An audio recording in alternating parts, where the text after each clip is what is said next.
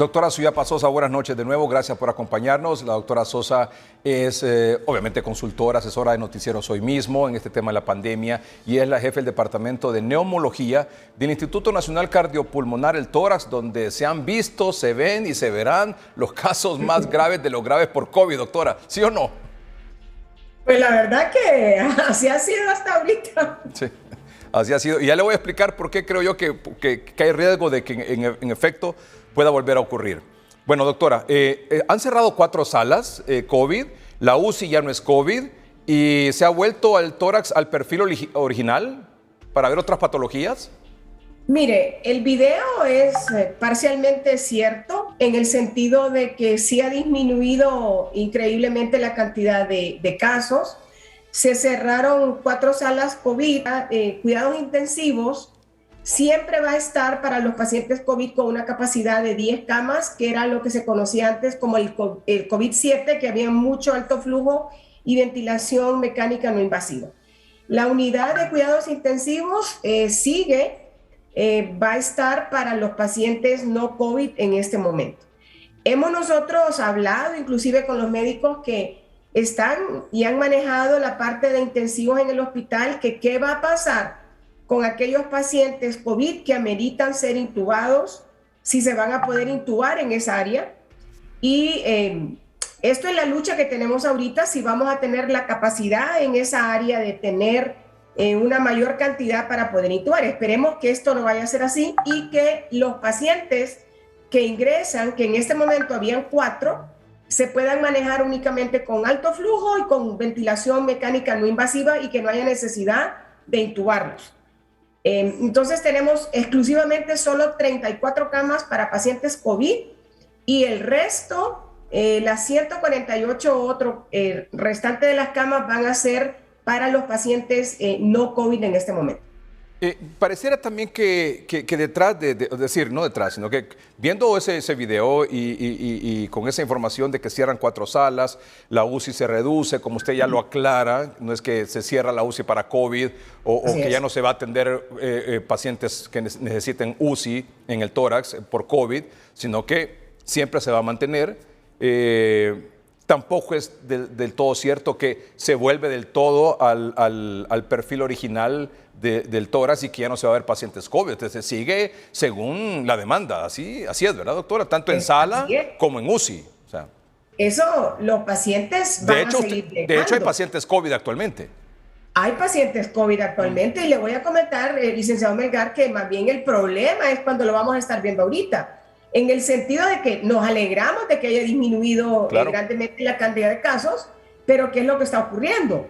Que están ingresándonos muchos pacientes con antígenos negativos, pacientes que ya fueron vacunados anteriormente o pacientes que no fueron vacunados que ingresan con antígeno negativo, pero cuando empezamos a interrogar al paciente, cuando vemos las radiografías y no estamos de acuerdo con que el antígeno esté negativo porque probablemente ya tenía más días de enfermedad, le pedimos el PCR y el paciente sale positivo. Entonces, estamos diagnosticando COVID en salas no COVID y los hemos nosotros trasladado a las salas de COVID. Claro.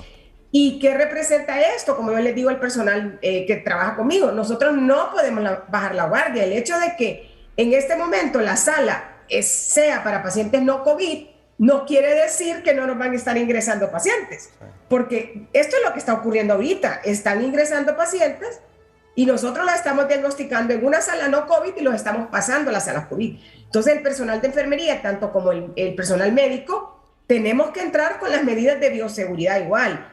Y lo triste de esto, en el sentido de cuando denunciamos, que ya vio usted que no era falso, que se sacaron esa cantidad de personas, fueron redistribuidas los médicos y personal de enfermería afuera del hospital y se quedó con un porcentaje de gente que es para mantenimiento, cocina, que se necesita también, que son necesarios, ¿verdad? Ayudantes y todo esto, pero ¿qué ocurre? Que las salas en la tarde y en la noche están con menos personal. Y en este momento las salas se están llenando. Por ejemplo, mi sala de neumología ya la tengo completamente llena. O sea que usted ese personal lo necesita para COVID largo y para no COVID. Es que lo que estamos, exactamente, porque ahorita nos está llegando el COVID largo, sí. Nos están llegando las secuelas del COVID y el COVID no se ha ido. Sí. O sea, el COVID va a seguir llegando, el personal está entrenado, nosotros lo necesitamos que siga ahí. Sí. El hecho de que pongan ese video es como decir, miren, ya no hay nada, o sea, por eso es que estamos sacando a la gente. Pero eso no es del todo verdad, porque eso va a volver a subir en los próximos semanas y lo único que esperamos es que no vaya a ser con los casos tan graves que vivimos en los meses de junio, julio y agosto, claro. Que eso fue terrible en todo el país. Sí. Y fíjese que sobre ese tema, dos cosas muy puntuales. La primera, doctora, usted sabe que ya el Seguro Social, que ha jugado también un papel sumamente importante y de avanzada en este tema del manejo de la pandemia y sobre todo en la vacunación, ya comenzó a aplicar la tercera dosis o dosis de refuerzo, en este caso, a personas que tengan las 2 dosis de AstraZeneca, le están aplicando a los arriba de 12 años, de 18 años, perdón, lo aclaro, 18 años, AstraZeneca es 18 años para arriba, le están aplicando la dosis de refuerzo de AstraZeneca. Es decir, si usted es una persona arriba de 18 años, afiliada o no al Seguro Social, tiene las 2 dosis de AstraZeneca y ya cumplió 8 semanas de haberse aplicado la segunda dosis, se puede aplicar ya la dosis de refuerzo en el Instituto Hondureño de Seguridad Social, lo cual me parece absolutamente fabuloso, extraordinario, doctora. Fíjese que, pues usted sabe que aquí como todo es controversia, ¿verdad? Así como hay gente que está contenta, hay otra gente que no ha estado tan contenta.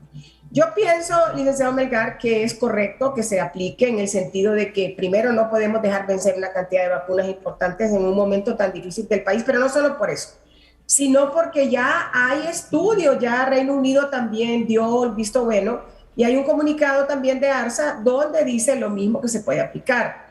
Lo que después salen otros ahí que no hay lo suficientemente estudios, que nosotros como que somos más avanzados que los demás y que damos tercera dosis y booster. Esto sería como la tercera dosis en el sentido de que son 8 semanas y se hablaba que de booster son 6 meses, perdón, ¿verdad? Entonces, lo importante es vacunar. Mire, aquí, ¿qué es lo que no se ha dicho de las vacunas? Y al final han tenido un impacto positivo en la red. Y eso no se puede negar, sí, ¿verdad? Eso no se puede negar. Que el impacto ha sido bueno, lo ha sido, y eso que no hemos tenido una vacunación como nos hubiera gustado. Así es. Pero tenemos que seguir haciéndolo, porque la gente, mire, la gente ahorita anda como que ya no hay nada de COVID. Sí. Y eso usted ya no lo va a parar, entonces necesitamos vacunar. Así es, necesitamos seguir siendo prudentes, y usted, doctora, ha jugado un papel sumamente importante en ese llamado a la prudencia, en ese llamado a la responsabilidad. Ya le voy a decir por qué el temor mío en relación a esto de los rebrotes y que vuelvan a aumentar los casos. Pero antes, lo que usted decía, la evidencia científica. Mire aquí, por ejemplo, este es el libro verde de actualización del gobierno, es decir, del Reino Unido, de las autoridades de medicina. Se llama exactamente, la autoridad es la Oficina de Control de Medicamentos de Estados Unidos, del Reino Unido, perdón, del Reino Unido, sí. Y aquí está, esta es la última actualización con fecha 29 de octubre, doctora. Con fecha 29 de octubre, exactamente, muy bien. Y en este resumen o actualización sobre el tema de vacunas y el tema COVID, en la página 6, este le llaman el Green Book, dice, el septiembre de 2021, o sea, recientemente, la Agencia Reguladora de Medicamentos y Productos Sanitarios del Reino Unido aprobó el uso de la vacuna AstraZeneca como tercera dosis o dosis de refuerzo, al menos 8 semanas después de completar un ciclo primario de vacuna AstraZeneca, doctora. En relación a lo que usted decía. Exacto. Sí. Es que eso, mire, acá nosotros que no somos los científicos, somos los que damos las cosas negativas. Y gente que es experta, que es la que se dedica a hacer estas cosas, es la que está dando las pautas y lo tenemos que hacer así. Sí. Porque usted está viendo cómo Rusia está reportando una cantidad altísima de contagios y de muertes, y no solamente Rusia, hay otros países. Eso quiere decir que esta pandemia no ha terminado. Sí. No ha terminado. Y siempre nuestro llamado es a la prudencia, a la responsabilidad de todos en general, de toda la población. Porque ya días venimos dándole seguimiento y hemos mostrado aquí en el noticiero lo que está ocurriendo, como bien decía usted, en Europa. Y todos los días mostramos estas gráficas de cómo en Europa ha ido aumentando los casos en los últimos 15 días. Y mire lo que dice hoy la Organización Mundial de la Salud. Solo le muestro aquí. Muy bien, la Organización Mundial de la Salud hoy dice: Europa vuelve al epicentro de la pandemia. Ojo con esto. El ritmo actual de transmisión del coronavirus en Europa es muy preocupante y podría provocar 500,000 de muertos. Oiga bien lo que lo dice. 500,000 muertos de aquí a febrero. O sea, estamos hablando de noviembre, en 4 meses. Noviembre, diciembre, enero y febrero. 500,000 de muertos, alertó el jueves hoy la Organización Mundial de la Salud. ¿Qué más ha dicho? Bueno, nos encontramos en otro punto crítico de rebrote de la pandemia. Europa está de nuevo en el epicentro de la pandemia donde estábamos hace un año. La diferencia hoy es que sabemos más y podemos hacer más, dijo el director de la OMS en Europa en una rueda de prensa hoy. También insistió, y subrayó esto, insistió en la necesidad de actuar de forma proactiva y defendió reimplantar medidas sociales y de salud pública. Ya vamos a hablar de qué medidas son las que está planteando él. Para la OMS, el aumento de los casos se explica por la combinación de una vacunación insuficiente y la flexibilización de las medidas anti-COVID. Según los datos de la OMS Europa, las hospitalizaciones vinculadas al coronavirus se han duplicado en una semana. Aunque la subida de casos es generalizada en todos los grupos de edad, la OMS destacó con más preocupación o preocupante el rápido aumento en las personas mayores, ya que el 75% de las muertes son de gente de más de 65 años. Y mire aquí qué clave es esto. Uso de mascarillas salvaría vidas. ¿Cuál es el común denominador, doctora? ¿Cuál es el común denominador de estos países donde vemos este rebrote? Que se vacunaron, no todo mundo, y los que no se vacunaron tiraron la mascarilla. Exacto, y eso es bien, todavía acá, mire, yo tengo compañeras que no creen en el COVID todavía, no se han vacunado, no usan mascarilla, yo no puedo, yo no me voy a reunir con ninguna persona, a menos que me traiga un PCR de ese día que esté negativa, pero yo no me puedo confiar y no puedo tampoco arriesgar a mi familia. Si me he cuidado tanto casi en estos 2 años, licenciado Melgar, en donde no he caído con COVID, no voy a bajar la guardia todavía. Ahorita muchísimo menos.